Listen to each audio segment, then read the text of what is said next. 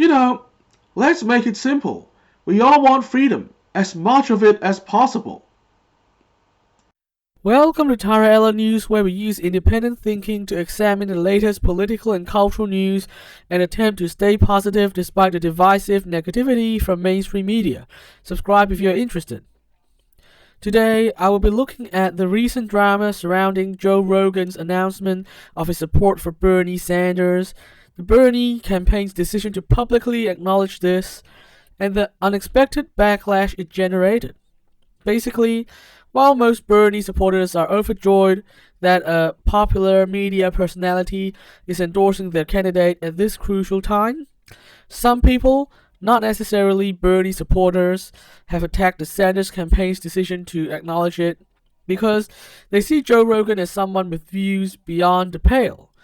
Many people have interpreted this drama in the context of the Bernie versus Biden versus Warren race, but I think it's not so simple. Remember, I don't have a horse in this race. My favorites are Yang and Gabbard. But some of the stuff being said worries me.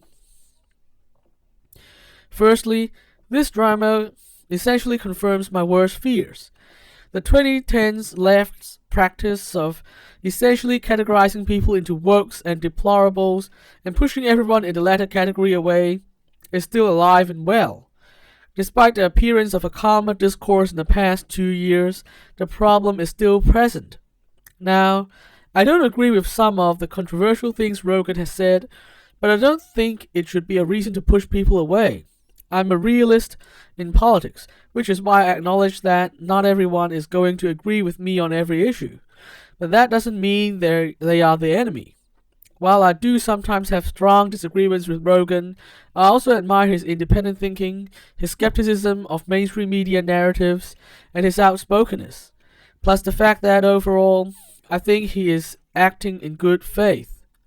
I really don't think we should push someone like that away, especially when we need to bring people from all walks of life together to enact some important structural economic change in the face of the coming fourth industrial revolution.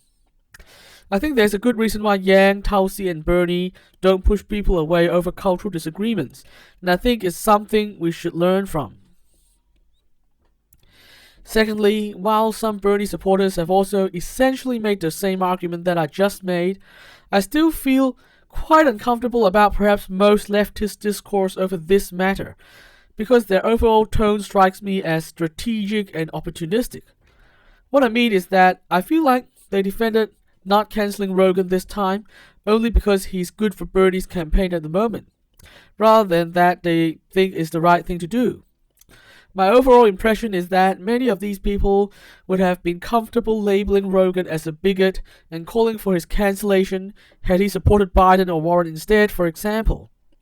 They probably don't truly support free speech or even oppose cancel culture at all, but have simply made a strategic argument to help Bernie. I think this kind of insincerity is a big reason why many people, especially from the working class, have become skeptical of the left broadly speaking. They suspect, and it's unfortunately correct to a great extent, that some so-called progressives sometimes only maintain a big tent for long enough to achieve specific political goals, after which they would start going full Hillary and label everyday working people as deplorables. Naturally, nobody wants to join a movement that would keep you on board only for opportunistic purposes, so this kind of opportunistic thinking never works, especially in the face of working class common sense. Instead, the only way to build a big tent to achieve the necessary economic structural changes is to commit to building a permanent big tent for real, with tolerance for viewpoint diversity and respect for free speech being absolute and guaranteed forever. That's all for today. I'll be back next time to discuss another big idea. Subscribe if you want to follow our story. And remember to resist the hive mind and stay positive. The world depends on it.